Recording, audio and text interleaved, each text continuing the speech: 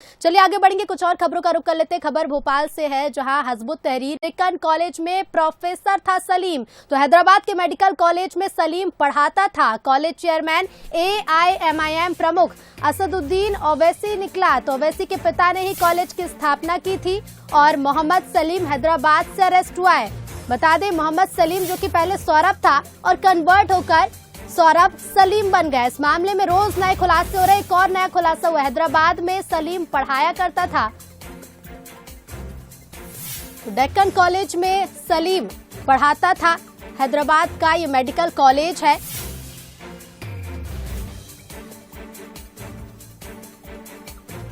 तो मोहम्मद सलीम को हैदराबाद से अरेस्ट किया गया है। बता दें कि मोहम्मद सलीम जो कि पहले सौरभ था और धर्म परिवर्तन कर सलीम बना था। इस मामले में एक और नया खुलासा हुआ है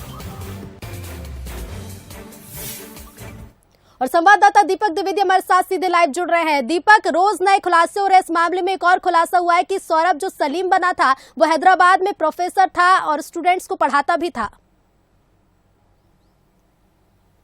हाँ रितु, बता दूं कि जिस तरीके से लगातार ATS की टीम इस पूरे मामले में जांच कर रही है, उसके बाद लगातार खुलासे पे खुलासे होते जा रहे हैं। अब ये नया खुलासा हुआ है कि सलीम प्रोफेसर था और हैदराबाद में असदुद्दीन ओवैसी के कॉलेज में पढ़ाता था। वो मेडिकल कॉलेज है, डेक्कन नाम का कॉलेज है, उसमें प्रोफेसर था। उससे वहीं से ATS की टीम ने उठाया था पढ़ाते हुए। जब वह उसे उठाया गया, उस समय वो बच्चों को पढ़ा रहा था। उसी दौरान उसे उठाया और उससे पूछताछ की, जिसके बाद उसने बताया कि उसका नेक्सस भोपाल में भी है। सलीम के बारे में एक और बात बता दूं, इससे पहले 7 साल पहले अगर हम पूर्व में जाते हैं तो सलीम भोपाल के बेरसिया में रहता था और 7 साल पहले अचानक से वो बेरसिया से गायब हुआ और फिर जब वह मिला तो इस आतंकी के रूप में मिला। इस दौरान जब बेरसिया में रहता था उसका नाम सौरभ राज वैद्य था और फिर अभी सलीम नाम से मिला और उसने जो शादी की थी वो हिंदू महिला से की थी। उसके बाद फिर वापस उसने अपनी जो उसकी वाइफ थी उसका भी धर्म परिवर्तन कुछ सालों के बाद कराया था। तो दोनों पत्नी और पति मुस्लिम कन्वर्ट होकर मुस्लिम धर्म में चले गए थे और फिर अब लगातार इस मामले में